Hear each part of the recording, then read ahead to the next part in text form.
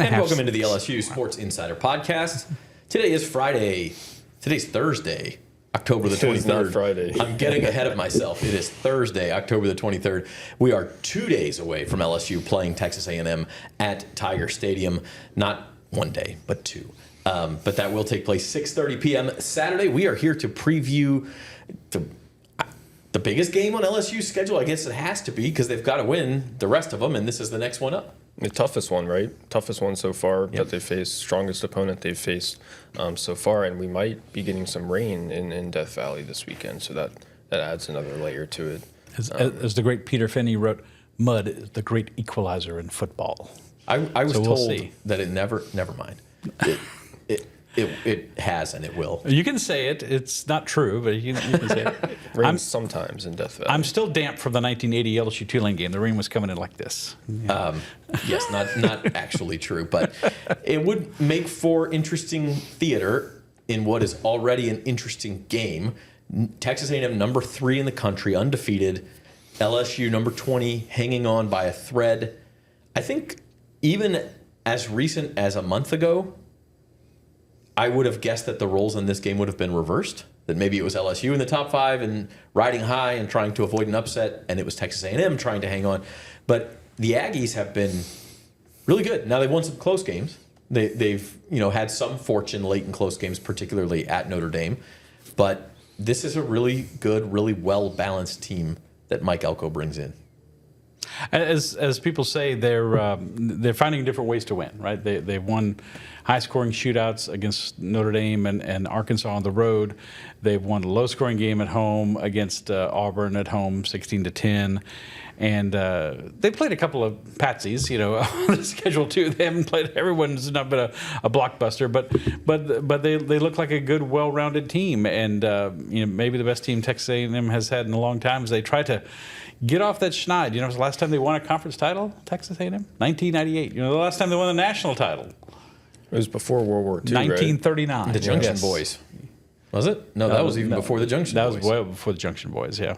1939. So could this be the team to break those streaks? I don't know. The Seattle Mariners couldn't break their streak, so we'll see if the Aggies low can do blow. You had to get a Mariners jab in there. Low blow. All right. As I recover from that, I will let you know that the LSU Sports Insider is brought to you by Jerry Lane Cadillac. Command the road in a Cadillac where luxury, power, and presence come together. Experience it today at Jerry Lane Cadillac. Now, you kind of mentioned this, Rab. Like Texas A&M has a history of teasing its fan base, shall we say? Yes. And as they come in, 6:30 p.m. kickoff, ABC. If you don't have tickets, Tiger Stadium. If you do, bring an umbrella, bring a poncho. It is common for them to sort of screw it up in November. That has happened many times over the years. It happened last year. Texas A&M was off to a very hot start. They were in the top 10, and after beating LSU, and gave it up. It is a little bit hard, a little bit like Vandy last week. It's hard to wrap your brain around. Like, is this actually a national championship contender? I don't know that I'm there yet. I think if they came into Tiger Stadium and won and took care of a desperate LSU team, I might be a much bigger step toward that. I think that's absolutely right. If they come into Baton Rouge on Saturday, and if they win, then it's like, okay, this is really, really for real. I think that they're really proven. They're as proven as you can possibly be at this point. They have the big win over Notre Dame. They have, wins over all their SEC teams they played so far. They haven't played a team at the top, tippy top of the conference, but they've handled business in quite a bit of them. Now, they did give up 42 points on the road at Arkansas last week, and Arkansas has a good offense, but that's something that if you're an A&M fan, that might concern you. But overall, it's a very balanced team. Offense to defense. Mike Elko knows how to coach a defense, and then Marcel Reed at quarterback is one of the best athletes in the country, one of the best quarterbacks in the country. As we saw what he did to LSU last year, he came in towards the end of the first half and really took over that game. It really flipped on a dime, and that was really the start of LSU's struggles against mobile quarterbacks last year. And we saw Diego Pavia last week do really well against LSU's defense. There were tons of open rushing lanes for him.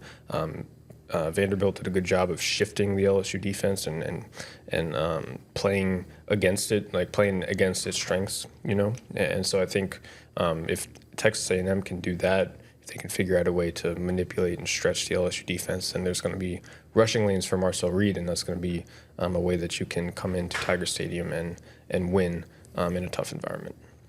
Yeah, they're a very good team. They're like I said, they've won different ways. They've got a good offense, they've got a good defense, good quarterback, so have good coaching.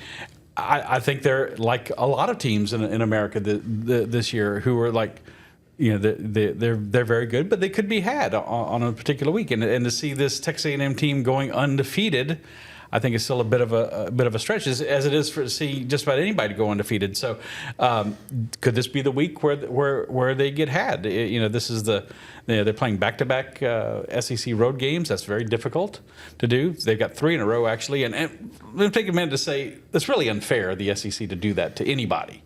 I hope that's something that doesn't happen when they come up with a new 9-game schedule starting next season. So they have an off week, then they go to Missouri, right, in 2 weeks. So it's not 3 straight weeks, but it's still 3 games in a row. But they're very good, and they deserve to be favored in this game. But it's not impossible for LSU, despite its flaws, despite its problems, to win the game. And real quick, I was pretty surprised that the spread, I believe, was only -2.5 in favor of A&M, and I'm a little surprised that I've seen a lot of people picking LSU to win this game. I think, it's a product of, LSU's at home, playing at night in Tiger Stadium, and also just the parity in the SEC. It's a new world of college football where, any team, theoretically, Texas A&M is the better team on paper. They have been throughout the season. They have way less deficiencies than LSU, but, I think a lot of people are accounting for the fact that, hey, there's going to be upsets, and this is about as likely as an upset opportunity that you have. So I think that's probably why the spread is so small and why so many people are picking LSU.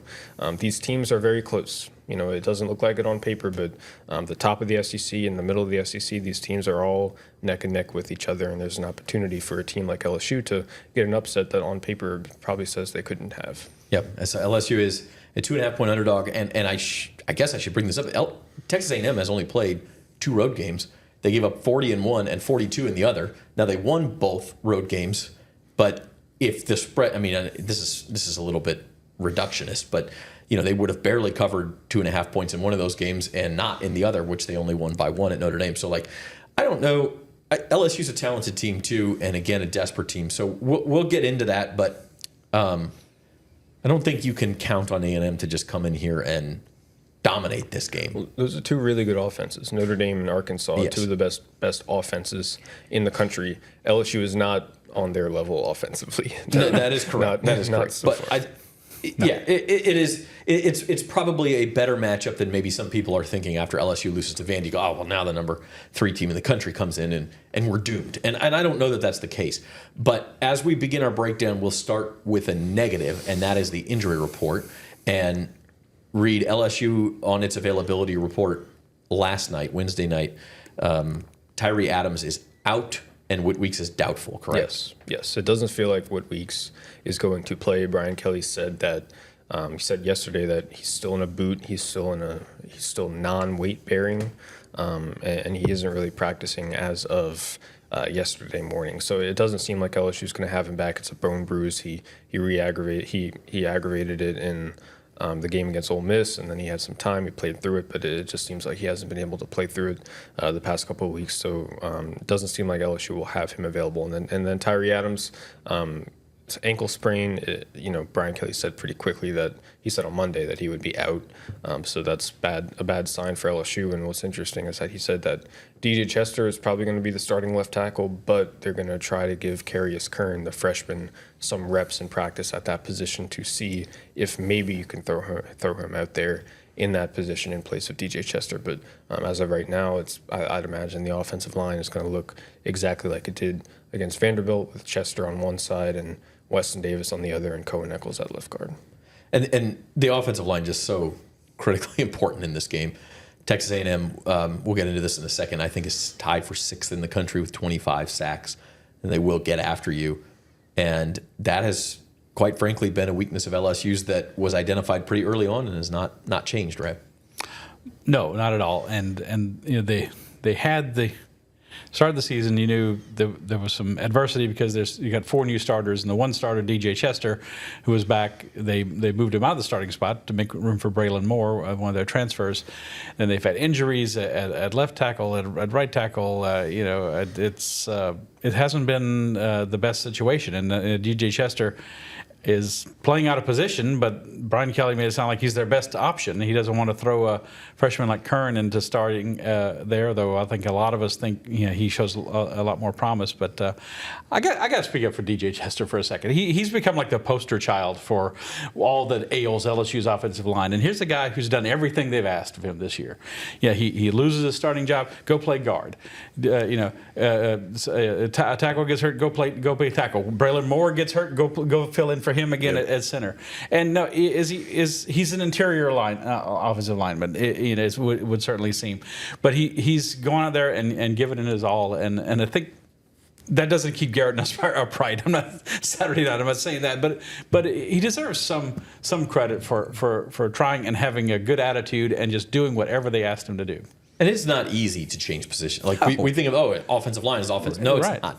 It's not easy to go do something different every week. And he didn't practice at left. He didn't practice at left tackle last week. Yeah, your blocking schemes are different. And I actually think that helps when you have a mid-game offensive line injury. That is really, really difficult to deal with.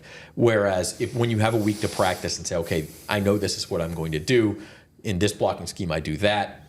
I have a chance to work together with the guy on my left or my right. I think that really helps. And so, maybe that will help LSU. It's certainly a position where they're going to need help. And we will transition into our segment When LSU Has the Ball. First, that injury report was brought to you by the Baton Rouge Clinic, your trusted healthcare provider in the heart of Baton Rouge. Whether you're in need of primary care specialist services or urgent care, the Baton Rouge Clinic has you covered with a team of dedicated and experienced professionals. Visit BatonRougeClinic.com to learn more or to schedule your appointment today.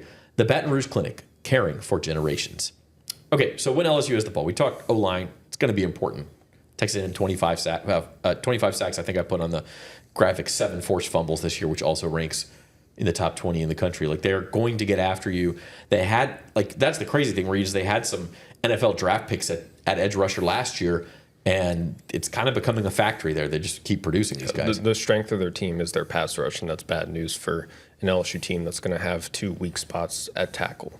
So Cassius Howell is the guy you really want to look out for. He's a 5th-year senior. He leads the SEC in sacks, I believe, with 8.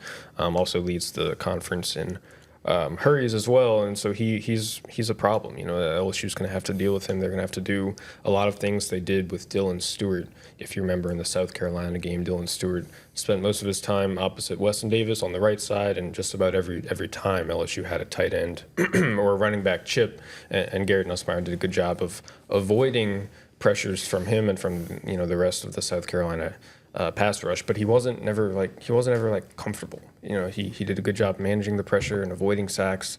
South Carolina didn't sack LSU at all in that game, but the offense was never really comfortable, never really in rhythm because Nussmeier was under constant duress. So this is another challenge for LSU to face a really good pass rushing front with a really good edge rusher and not a lot of certainty at tackle, right? So it's going to be imperative for Nussmeier to get the ball out quickly, and it's going to be imperative on the backs and tight ends to really help these tackles as much as they can, chipping-wise, to give Nuss that extra second or two he needs to get the ball out because, it's on paper, again, like I said, it's not a good matchup at all. One of the best pass rushing teams in the country. I believe they're top 6 in the country in sacks. Only 5 teams in the country have more sacks than A&M, and the weak point of LSU's offensive line is the two tackles with Weston Davis at one side and DJ Chester, who's not a tackle at all, really. He's more of an interior guy on the other side, and so Cassius Howell can line up on either side and wreak havoc and cause problems for the LSU offense. LSU needs some good fortune. I mean, they're going to get to Nussmeier. They're going to hit him. He's going to take some shots. They just have to hope that he can make it through the game upright because. I don't think you can pin blame on him for the loss at Vanderbilt. You know, he threw 2 touchdowns that didn't have a turnover. His quarterback rating was like almost 159, which is excellent.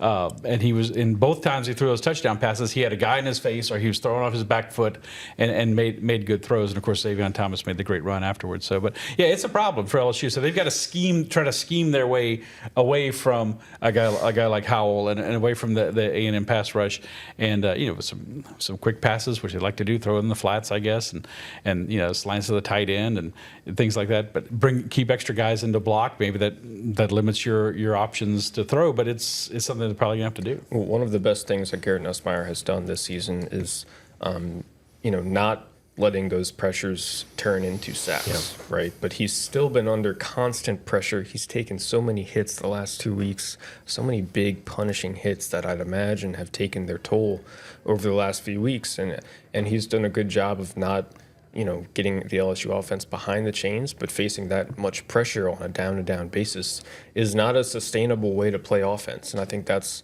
a large reason why this LSU offense has been as inconsistent and as unreliable as it has been. It's just because it's so much, makes things so much more difficult when you're under that much pressure. You can't fire downfield. You can't find open receivers over the middle on these routes that kind of take a while to develop. Everything has to be quick, and everything has to be at the boundary. And that's one of the reasons I think why the offense has been so horizontal this year and not vertical. And Nussmeier isn't looking downfield nearly as often as he was last year. Yeah, those are all good points. I mean, I think LSU actually is among the better teams in the nation at avoiding sacks. I think they've only allowed 9 all year. So even though the offensive line has been much maligned, they're not actually giving up a lot of sacks. But I do think it's making Nussmeier uncomfortable. Yes. And yes, it is. Maybe that's even worse because now you're having your quarterback make throws he's not comfortable throwing, throw faster than he's comfortable throwing. And that can lead to some of these turnovers and bad throws that have frustrated everyone. But I also think, Rab, to your point, like kind of lost in that game at Vanderbilt was that the offense did look better for large stretches. They did pop some big plays. The running game looked better. And those are maybe things that LSU can build on. Possibly, and that it was a road game, and I mean they're going to have some disadvantages. Obviously, there's going to be pressure on Nussmeier. It's going to be there's going to be negative plays in the running game. They just have to stick with it and try to be stubborn about how they're going to try to move the ball against Texas A&M. And they have A&M has a very good defense. Reed just mentioned their best pass rusher, but again, it's a team that's given up a lot of points on the road in their 2 road games to Notre Dame and Arkansas. Again, two very good offenses, but I think it's it's something that, to what you said, LSU can. We're kind of trying to pick like flecks of gold out of the mud here with LSU football, but there are a couple of things, and it was an offense that did do some good things, except when they got into the clutch at the end of the game. The last 2 drives, they went for a combined minus 10 yards at Vandy. You have to be better on the goal line or in the scoring area. Gosh, that's still the problem. 3 times in the last 2 games, they've gotten to the 1 and haven't scored a touchdown. South Carolina, the fumble on the goal line, then Garrett Nussmeier's interception in the red zone, and then against Vanderbilt, you burn a timeout, the false start moves you back, you have an incomplete pass. It's been a mess. And that Wildcat play from like the 6th, which was a terrible call. I mean, Joe Sloan's going to be better too with his game let's as well. Keep in mind that if the weather does make this sloppy, that's a whole nother element. Now, I happen to believe that as long as it's not windy, rainy weather can actually help offense because, especially if the field gets slick, these guys know where they're going. The defenders don't. So on that point, let's flip over to when Texas A&M has the ball, because they've got a guy who is going to make you defend him in space in Marcel Reed at quarterback. We saw how much LSU struggled to the mid-game switch of Connor Wegman to Marcel Reed last year in College Station. Now they know he's coming, but I still do worry a little bit about, especially without Weeks out there, this defense perhaps having to defend Marcel Reed in space. What about you guys? It's all about rush lane integrity. They did a great job of this against South Carolina and Lenora Sellers. They did a not so great job of this against Vanderbilt and Diego Pavia. It's about keeping contained. It's about maintaining for the LSU edge rushers and the interior linemen. It's about just sticking with your lane and not getting too far away from that. So there's a nice little pocket around Marcel Reed, and he can't have these improvised runs and can't get outside the pocket and make things happen with his legs, because if you let him get loose, LSU plays a lot of man coverage, which means that defenders at the second and third level are going to be, most likely they're going to have their backs turned, and if you are playing man coverage, that leaves you susceptible to motions, so if A&M motions a guy out, if they have some misdirection there, then the defense shifts. And if you don't have your lineman keeping the quarterback in the pocket, then there's going to be free rushing lanes for him through the line of scrimmage, and he can use his legs to he's so good in space that he can do it to break tackles and pick up extra yards. So it all starts with the front, with keeping him contained. They did a good job of it against Lenora Sellers. They really brought him down, made life difficult for him behind the line of scrimmage. But Pavia, for whatever reason, got loose. You have to keep him contained. Is the key. Y'all all know I've covered LSU football for a very long time. I've never seen a game flip on a dime like the game did last year in College Station when Nussmeier threw the interception. Just a very ill-advised throw, which he still made a couple of those this year, and then they put Reed in desperation. Really, I mean, they just were doing nothing. They were doing nothing. LSU was controlling the game, and it was like Superman stepped out of the phone booth or something. It was unbelievable how well he did, and how LSU just had no answer for him, and they weren't prepared for him at all. So they are prepared for him this year. You got 7 games worth of tape to watch on him. But what Reed said, you got to just try to contain him. I'm thinking again of another A&M quarterback, Johnny Manziel. What else played him twice? They beat him twice, and they made him throw the ball and limited his ability to run around and cause havoc with his legs. And I think that's key again to this game. Make him a passer. Make him a quarterback. That's been a key for the last 3 weeks, and it's going to be a key again. The other thing I want to highlight is the rushing offense. A&M has one of the best rushing offenses in the country. They average close to 200 rushing yards per game. They will not have Le'Veon Moss, the Baton Rouge kid who went to Estruma. He's injured, but they do have Ruben Owens, a guy who's averaging 5.6 yards a carry. He's really good as well. So the rushing offense is dangerous, and A&M can use it to control the clock, which is pretty big because that's what Vanderbilt did. A&M is top 20, I believe, in the nation in time of possession. They average, over 30 minutes per game, and time of possession. And what Brian Kelly has said is that, when teams like LSU aren't possessing the ball as much as they want to, then the mistakes they have, think like the drops, the penalties, the substitution errors that force you to burn a timeout, those mistakes become magnified because you have fewer chances to correct them. So if A&M controls the pace of this game, controls the clock, and really runs the ball and sustains long drives, then that's probably going to help them win a game and help keep the crowd out of it and help keep their offense moving. So that's a key for them as well. Reed's got a great couple of receivers to throw to as well. Yes, he does. Mario Craver and Casey Concepcion. Concepcion, who was friends with Tamarcus Cooley, LSU's transfer from NC State. They played together last year, the safety, and they've combined for almost 1,200 yards receiving and 10 touchdowns this year. So they're a problem as well. And Mario Craver was the one who had the 200-yard game, including the 86-yard touchdown against Notre Dame. Huge game that night. And you mentioned Concepcion, both over 500 yards already on the season. It's amazing how balanced this team is. You mentioned Ruben Owens coming in for Le'Veon Moss. Their stats are almost identical. Yes. I mean, they both have exactly 70 carries. I think they're within like 7 yards of each other. Their long rush is almost the same. They have I think Moss has more touchdowns. But they seem to just be, they're top 40 in passing, they're top 40 in rushing. That equals a top 20 total offense team. Like, there's no one area where you go, well, that's what you have to stop, because they're pretty good at it all. Like, you mentioned forcing them to pass. Marcel Reed has been okay at that. I mean, his completion percentage is 61.9%, is not fantastic, but 15 touchdowns, only 4 interceptions, almost 1,800 yards passing. Like, this is a very well-rounded offense facing what has been a very well-rounded LSU defense. Yeah, you turn him into a passer. I happen to trust LSU's secondary more so than I trust its front and its ability to stop the run. So turn him into a passer, then LSU's defense, has a fighting chance with the guys they have on the back end between Delane and Pickett and Woodland, and then the two safeties, Cooley and Halsey. They've all been really good this year. So A&M is top 20 in both offensive efficiency and defensive efficiency. It's a balanced, well-rounded team, not a lot of warts, not a lot of deficiencies. So it's going to be really tough for LSU to find things that they can pick at to try to get advantages in a close game like this. All right, so that's our breakdown. We're going to take a break on the LSU Sports Insider. When we come back, we will have keys to the game. We'll go around the SEC, and we will wrap up with our LSU Texas A&M predictions. Back after this.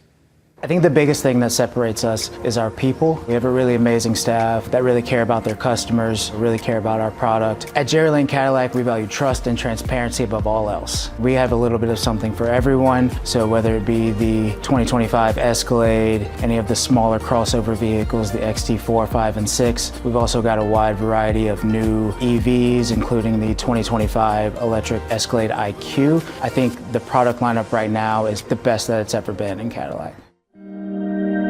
You know how far I've gone, now I'm home again. I'm feeling more alive these days than I've ever been. At the Baton Rouge Clinic, our sole focus is to provide exceptional health care for your entire family so that you can get back to doing what you love most. We are caring for generations. You gave me love, gave me love. Did they ask you to do the commercial too? Yeah, but they just gave me one line. Bet like a Caesar. Like, we're gonna sit here and we're gonna tell them how Caesar's Sportsbook is just so easy to use that you can watch and bet thousands of sports events, even some NFL games. They'll probably show us betting on our favourite players and teams at all the Vegas hotspots too. Like, we have time for that montage. I told him I couldn't do it. They couldn't afford me. Louisiana's biggest country music festival, Boots on the Bayou, starring Chris Stapleton, Cody Johnson, October 31st and November 1st at the Lamar Dixon Expo Center with Riley Green, Parker McCullum, Carly Pierce, and many more. Get tickets now at botbmusic.com. Boots on the Bayou, where country comes alive. Welcome back to the LSU Sports Insider Podcast. We are previewing LSU Texas A&M on this Thursday. Encourage you to subscribe to the LSU Sports Insider on YouTube. That is the best place to see it. When we do predictions later, we got a shout out for somebody who won our prediction contest last week. You don't win anything except to hear me try to pronounce your username. But we do encourage you guys to leave your score prediction. And next week, whoever's the closest gets a shout out on the Thursday show. Maybe not next week because it's a bye week. Maybe we'll do it in 2 weeks. I don't know. But we'll give you a shout out at some point. We are brought to you by Jerry Lane Cadillac, and we are going to go into our keys to the game. It's funny, Rab, you said you've never seen a game turn like that LSU Texas A&M game did in College Station last year. It really turned the season for LSU. I mean, you could argue that halftime of that game was the high point of the Brian Kelly era at LSU. I mean, like the Jaden Daniels experience or the SEC championship game his first year, there's other arguments. But like the fact that they had reeled off this winning streak after losing to USC in the opener, they were coming off the big win over Ole Miss. They were leading Texas A&M on the road. It looked like they were ready to go into November as a college football playoff team. And then it all fell apart. Then they lose to Alabama. Then they lose to Florida. And now here we are a year later wondering where this program is going. So can they spark some sort of a similar turnaround the other direction? And if so, how do they do it? They can. Yeah, they can. I think the key is you're looking for the specific key to what I think. Key to the game. Key to the V. I think LSU's obviously the offense has to score points and more than they've scored in any game this season. That's kind of a given. To me, the key is holding Texas A&M's offense down. They've scored 31 points or more in all but one of their games. The game against Auburn, and over 40 points several times. And so, just keeping them in the 20s and giving the offense a chance, like they had at Vanderbilt, to win the game or force overtime or whatever. And the very specific player I think is a key is Harold Perkins. I think Harold played really poorly at Vanderbilt. Took a lot of bad angles on Diego Pavia.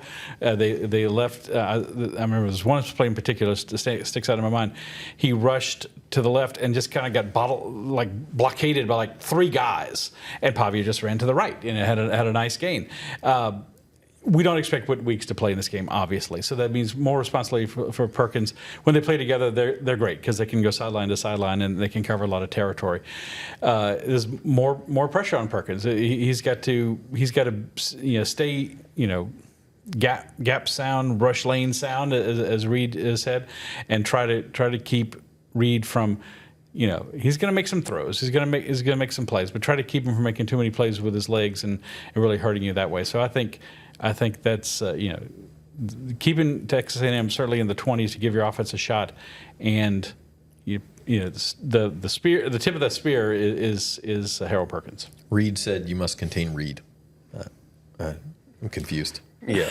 You can't contain this Reed. But seriously, you must. If you're one of the nation's top defenses, this is the night to show it. I think that's really what you're saying. Reed, how about you? It has to be. I'll go on the offensive side of the ball. I think the key here is running the ball efficiently on early downs. I have a feeling that LSU is going to have some trouble keeping Garrett Nussmeier upright, keeping him clean, if they do drop back to pass. And if you find yourself in long down and distances on 3rd and 4th down, then you're going to have some trouble completing passes downfield, because I think that Garrett Nussmeier is going to be under quite a lot of duress on Saturday, especially off each edge, just because of the tackle situation that LSU has. But if you can have Caden Durham and Harlem Berry, and if you can get them positive yardage, 4 or 5 yards on 1st and 2nd down, then that's a way that LSU can stay ahead of the chains, sustain drives, and really keep Garrett Nussmeier fresh and healthy, and make sure he's not taking too many hits, make sure he's not get threatened to be sacked and then put behind the chains. So I think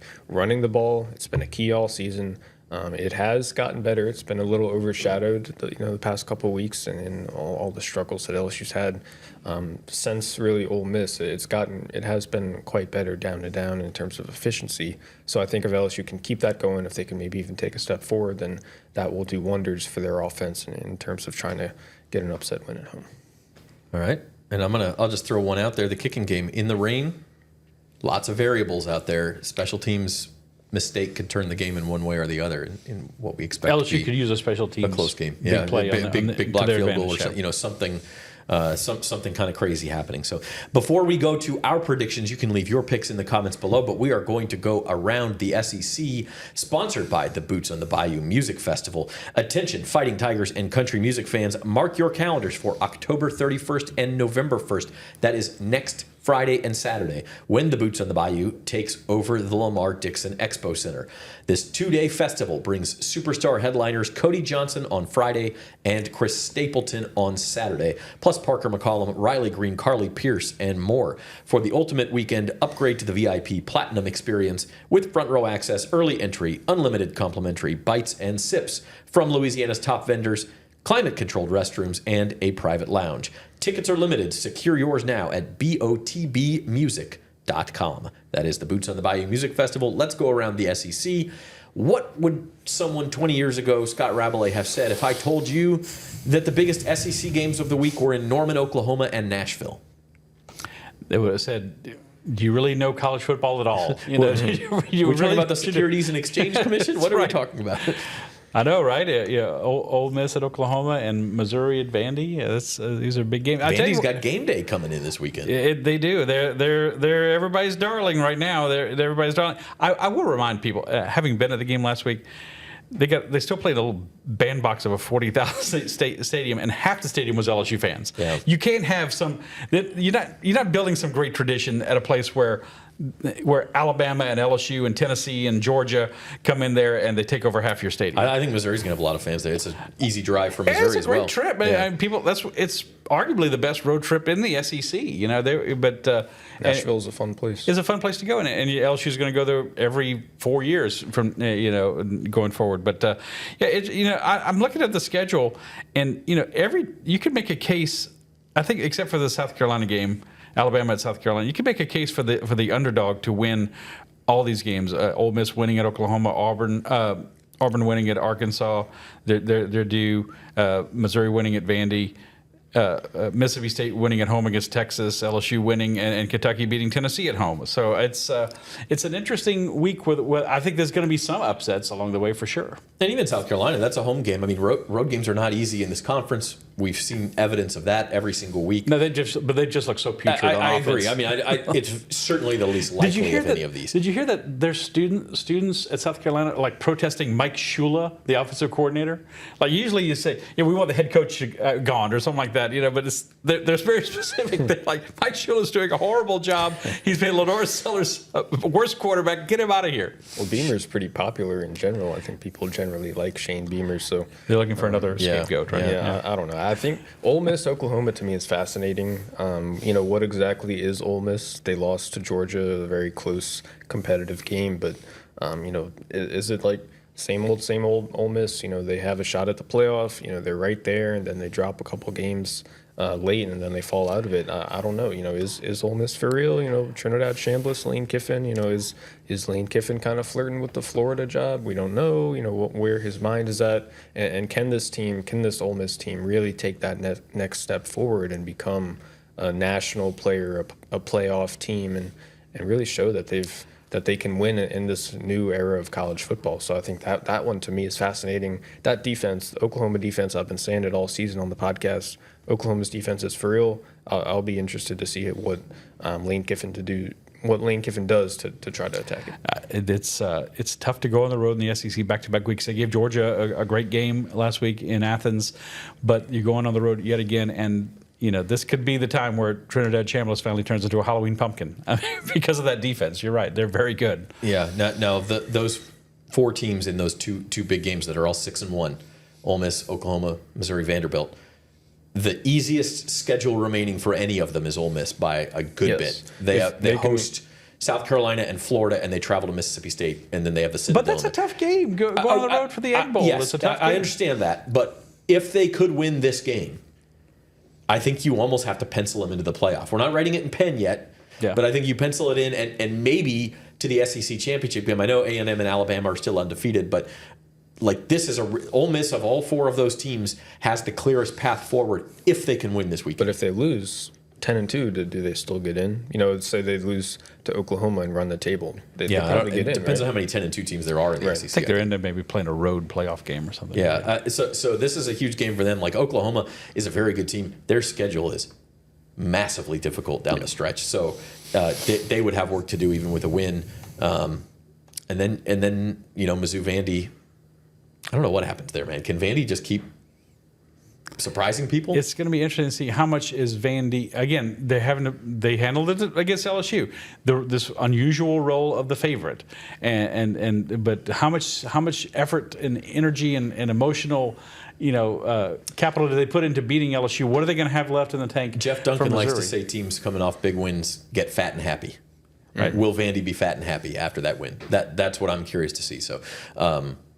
Interesting week. And LSU, Texas A&M, obviously, probably third most important game if you just look at it objectively, but still massively obvious for LSU. You have to win. So let's go into that. We're going to make our predictions. I do need to shout out the winner of last week's prediction contest, if you will. That is Alexander Konar, who picked Vandy to win 31-17. Pretty close. Okay. Pretty close. 31-24 was the final. Could have been a two-score game if Pavia doesn't just Pavia fall down to the one. I actually don't. I'm going by memory. I think it was 31-17. I apologize, but Alexander Konar was the closest last week. I feel like Alexander should get something. Do we have a gift card for him? Like, we'll figure something out going forward. Can Rab sign one of his books or something? We gotta have something. Yeah, we can gift something out for sure. I'm gonna check on that score while you guys give your predictions. But first off, we're gonna start with Koki. Okay, Koki's not here. Koki thinks LSU lets go of the rope a little bit this week. He's got Texas A&M winning 38-17. What will the atmosphere be like in a rainy Tiger Stadium if Texas A&M is beating LSU by 3 touchdowns in the fourth? It's going to be very angry and restless at first, and then by halftime, it's going to clear out. It's going to be empty. If this is the result, if this is how it goes, there's going to be probably fire Brian Kelly chance, and then in the second half, it's going to be pretty deserved. It is going to be it's a very interesting dynamic to see what the crowd is like. The LSU had a linebacker in the late 90s named Thomas Dunson. He played the drop linebacker position, which is this position the defensive coordinator invented, and it didn't work. And he said, he kind of became the scapegoat for like their problems on defense. And he said, Tiger Stadium is like playing in Tiger Stadium is like a volcano. You never know if it's going to erupt on you or the other team. And it used to erupt on Thomas Dunson a lot. And I think it could erupt on LSU if they start getting hammered like Koki predicts. I appreciate Koki going out on a limb. I would be surprised if LSU just gets housed here. I really would. I mean, their season's on the line. I'll get to my pick in a minute. By the way, Alexander picked 23-17 Vanderbilt. I was confusing it with something else, so he actually almost nailed the margin. A little lower scoring than what it ended up being, but shout out to him. Okay, Reed Darcy, what you got? All right, I have it a little closer, but I still have A&M winning 35-24. I just think that it's a bad matchup for the LSU defense. Rushing quarterback Marcel Reed can really do some damage with his legs, and A&M is really built offensively to take advantage of the LSU defense's deficiencies. So I think I'll go with them. And then on top of that, the LSU offense, I just can't get past the issues at left tackle and at right tackle, especially without Tyree Adams. And A&M's pass rush, it seems to me like just a bad mix and just a bad matchup for LSU. I want to go with LSU. I want to go with the home team. The crowd at night in Tiger Stadium. It's really, really tough to pick against LSU in that environment, but A&M's too good, man, and they're a bad matchup for LSU. That is one thing we haven't mentioned. LSU has not lost they've lost one home night game under Brian Kelly. One. And that was against Alabama last year. That one did get ugly, so it's not impossible that it could happen again. Rab? There's so much gloom and doom around this team and around this town. You would think they're 2-5 instead of 5-2, wouldn't you? I mean, you kind of do, but you see it all possibly slipping away. But I'm making my pick. I'm quoting a great fake American Animal House Rush chairman Eric Stratton, who said, this game, or to paraphrase a little bit, this game requires a really futile and stupid gesture be done on somebody's part, and that somebody is me. I'm picking LSU to win 26-24. I think Vegas is onto something with this 2.5 point spread. Texas A&M has a good defense, and LSU's O-line is a mess, but I keep going back to the fact that in their two road games, the Aggies allowed 40 points at Notre Dame and 42 points at Arkansas. Now, those are both very good offenses, and much better than LSU's offense. But I think LSU can get in the mid-20s and have a chance to win this game. It's a night game. As you said, they're 21-1 in night home games under Brian Kelly. That's the best stat he's got, a lot better than the 5-10 record against ranked teams. And the fact that A&M is playing on the road again. They had a very trying game last week. It's tough. You go there, you come back. It's not a normal week when you go on the road. So I think there's some magic in the night in Tiger Stadium, as Bruce Springsteen sang, and I think LSU gets it done in a mild upset, provided the defense plays well enough. As I said, Harold Perkins gets his helmet out of his posterior and stops taking bad angles like he did on Diego Pavia against Marcel Reed. Now you're coaching it. Like, if this happens. I'm saying he's got to do it. I think he will. I think he will. All right. I hope Peter Kovacs is watching for the Animal House reference. Former executive editor of The Advocate, loves his Animal House. So I'm with you, Rab. I guess we'll be futile and stupid together. I'm taking LSU. I like it. 26-21, similar score to you as well. I think a lot of times when we follow one team like LSU, we get caught up in what they're doing and saying, oh, how could they ever win this game? Look at Texas A&M. You mentioned this, 3 straight road games. They kind of are increasingly playing with their food a little bit. I mean, even some of the home games, like Auburn had the ball don't laugh, Jackson Arnold had the ball with a chance to win at the end and did not come close to getting it done. But it was a closer game than it should have been. I think that finally bites Texas A&M this week. They're in a tough environment. You have a cornered animal in LSU that knows it needs to win this game to stay relevant into November. I think they're too talented to just get blown out here and let the season drop. I think if that happens, you're really going to see some trouble for Brian Kelly going forward. So I think LSU bows up. Something stupid happens in the rain at Tiger Stadium, blocked field goal, muffed punt, something in LSU's favor, and the Tigers get it done 26-21. Is this the first time we've been split 2-2? I think it is. I think we've had a lot of 3-1s, but not 2-2s. So we will see what happens. We will have a post-game show for you from Tiger Stadium. Don't know if it'll be from the field. If it's raining, I might try to find a box up in the press box to stay instead. But we will have that for you after the game Saturday night. So subscribe to the LSU Sports Insider YouTube channel, and you will get a notification when we go live. Until then, for our producer, Amelia LaCour, Reed Darcy, Scott Rabelais, I'm Zach Ewing, and we will see you next time. Thank you for watching.